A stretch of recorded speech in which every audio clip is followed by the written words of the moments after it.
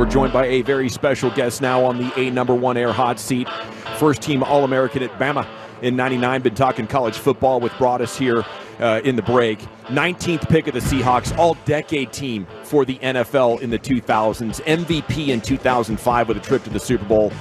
And first athlete on the cover of the NCAA game and Madden. We could keep going on. It's the great Shaun Alexander here with you on the fan. I'm still missing the gold jacket, though. I don't know what's going on. Hey, man. We're going to work on that. Hey, well. Get me in, fellas. Get me in. We need to get Darren Woodson and you.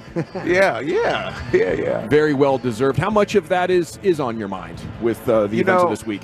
I know that I don't control it, and so I try not to let things that I can't control bother me too much.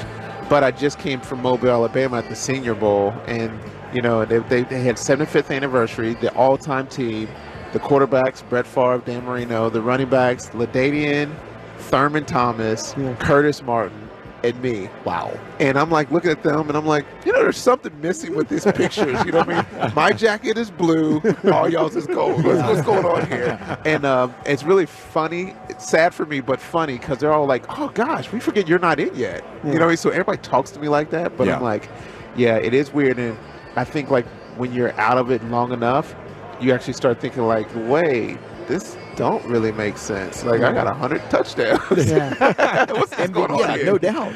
It's when and not if, right? I don't even know how it works. I'm like, I try not to get too much into it because it could throw you into a whirlwind of thoughts. It's Shaun Alexander here with you, Brian. Yeah, Shaun, you don't know how close you were to becoming a Dallas Cowboy because I was working in the scouting department. We made the Joey Galloway trade. That's right. Sure did. And I'll tell you what, it came to that pick where we made the trade, and we all looked at each other and go, we just missed on Shaun Alexander. Yeah. And Joey came and got hurt the very first year with us in Dallas. And matter of fact, it was the trade. It was you at 19. Yep.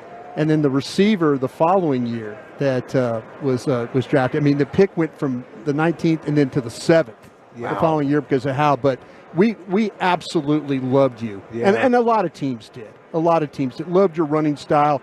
But I was going to ask you a question because you had such a nose for the end zone. Yeah. Instincts, mom and dad, what got you into the end zone so much?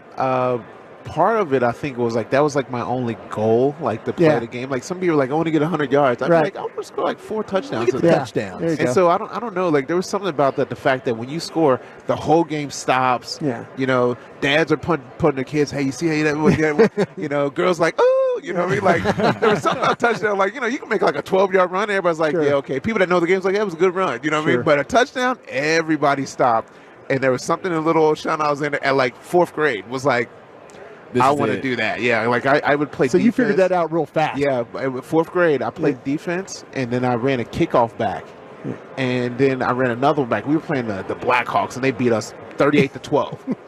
But I remember coming to the sideline, and my aunts and uncles were there. My brother, who's 1 year older than me, and he was playing in the league above us. And I said, dude, why is everybody tripping out? Like, everybody's so excited. He goes, you scored all the touchdowns. I was like, what position scores the most touchdowns? The running back. Hey, coach, I want to be a running back from now on. And, like, 4th grade on, tons of touchdowns later, like that's what drove me. Were you spiking the ball in the end zone, or did you have any celebration mode? I didn't. I would wear myself out scoring. Like I would every now and then I'd do like a dance. I'd be like, oh, I'm tired, because in my mind I wasn't like a 100-yard one touchdown. I wanted to get like 4 and 5. Like like I scored 7 touchdowns in the games twice in high school. Yeah. I did 5 in college at Bama, my first start my junior year, and I did 5 against the Vikings. You know what I mean? Like the gaudy stuff that I was allowed to do. Like I'm like, oh no, that was the plan. Like we're gonna score 3 and 4 touchdown games, and that was it. Like even on pros, I thought like it did it a bunch of times. All right, running backs. We keep talking about the devaluation of the position. Yeah. And I feel.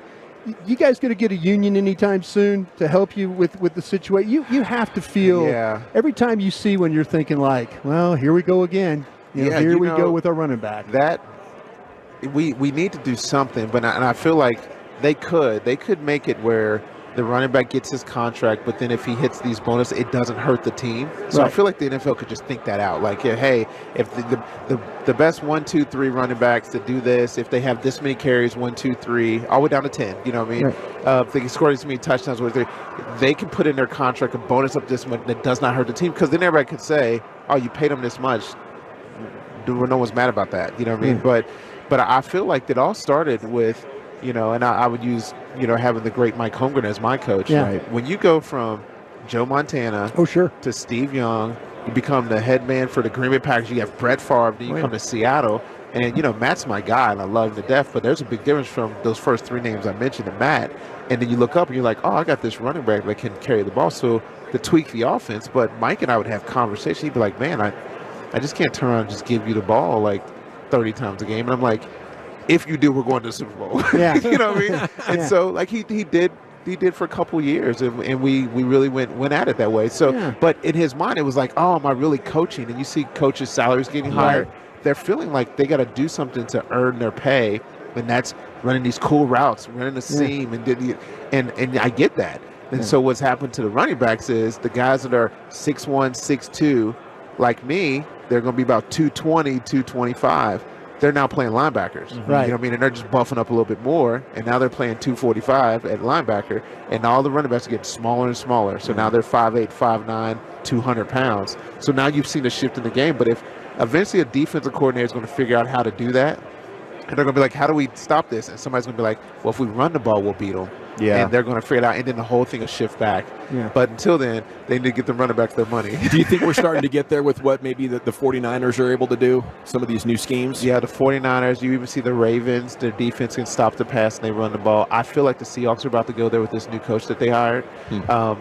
You're about to see all of it shift back. And, it'll take a couple years, but when you got young quarterbacks that have been trained to throw the ball on time at the right spot, and just like look at AFC, there's like 6 great ones right now.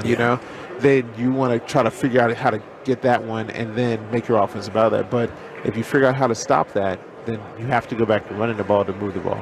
It's future Hall of Famer Shaun Alexander here with you on The Fan. Now, Brian mentioned Dallas. I'm from Washington State, so I know. I was on sports radio when you guys were going to the Super Bowl, so I know very well how much of a legend you are up there. And people, when I go back up there, still talking about you. But what would your thought have been if the Cowboys had taken you and not made that trade?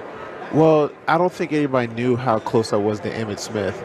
You know what I mean? So it was one of those things like, man, I'm going to go play behind, a mentor, a friend, a big brother. So even when I was in the contracts, like, should I sign this franchise tag? Emmitt was the first one. Don't do it. Now you guys know I did, and it worked out. We went to Super Bowl one year, So I didn't go with his plan, but like I had a voice that could explain to me the thought process of doing that, and so it would have been really, really cool. But I got Ricky Waters, and he was amazing. I want him to get to the Hall of Fame because, people say silly things when you're young. You know what I mean?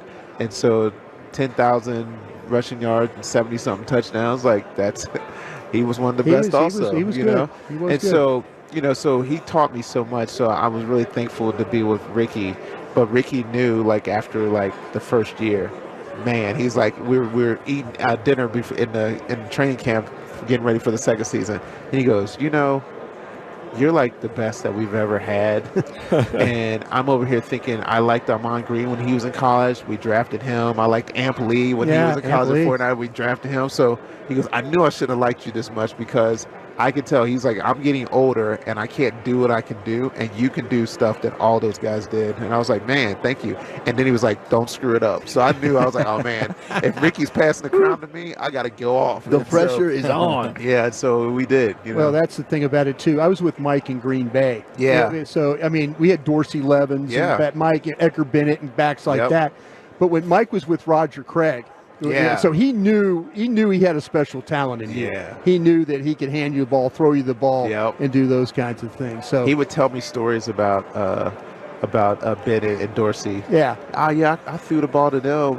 They caught 6 balls in one game. I said, you throw it like that to me, I would do it twice. And I had back-to-back games with like 6 or 8 receptions. I was like, hey, don't ever compare me to people and I want them. I need, if it's not Barry or Emmett, you know what I mean? Like, and so he knew how to push the buttons to make you compete. Sure, and that's what I loved about him, you know. And so, you know, hopefully he gets in the Hall of Fame too, because he was really good at pushing the right buttons and everybody. I mean, you look at all the guys he's coached, you know. You know, and if you go all the way back to like Sterling Sharp, if he was healthy, gosh, you know, like it was everybody he touched was really, really great. All we had was Brett Favre. That was my first year in '92. We had Mike. We hired him, and the first thing it was we had Sterling Sharp and Brett Favre. Yeah. And the ball was going there every single time, and nobody could stop it. No, Sterling was a hell of a player. You know, and then you got Jerry Rice and John Taylor and Roger Craig all that night. Yeah, he was good at doing what he did. We got to go. Okay. Thank you so much, Shaun. Yeah, man. Thank you all for having me. You're an absolute beast, man. Yeah, I'm really excited about even what we're doing with Stand Together and the Cafe Momentum. And just to tell y'all real short, we're doing some great things to help impact communities and especially kids in the juvenile justice system. So we're just not stopping. We're going to talk football. We're going to impact kids and families, man. And you guys keep doing what y'all do too. Oh, we will. Much, Can you give us more information on that? Is it Cafe Momentum? Yeah, go to Cafe Momentum. .com/Super Bowl. Okay. And everybody can read up. You know, we the juvenile justice system, usually recidivism is about 45%. That means that they'll go back into prison. The kids that go through Cafe Momentum is 11%. Yeah. You know, and so we're taking these kids that everybody's calling throwaways because they go back to prison again, and we're changing their lives. We're putting the right system around them, and it starts with being in a year internship program. And these kids are just growing and changing. And you know, we've had over 1,000 kids now in Dallas. And so I told Chad Hauser, the great chef that started that, I said, we can put one in every NFL city. And so now we have one in Pittsburgh. We have one in Nashville. We're about to open up in Denver and Atlanta. We're on our way. Miami, Houston, and Tampa are en route too. So it's really exciting because we're helping our country do something that we all need, which is somebody to tell them that we care and that you're worth it. We always heard during your playing days how you were just the perfect role model. Did that come natural, like running the ball to you? Is this just all what you do? Coach Saban was right. Just a good man. Yeah. He knew you know what? I think the best version of myself usually impacts people, and so I try to stay in that kind of form. It's inspiring, man. Great Really stuff. Really Thank you so much for We spending need to some do time this with again, us. man. We got to talk more ball with you. Yeah, man. We love it.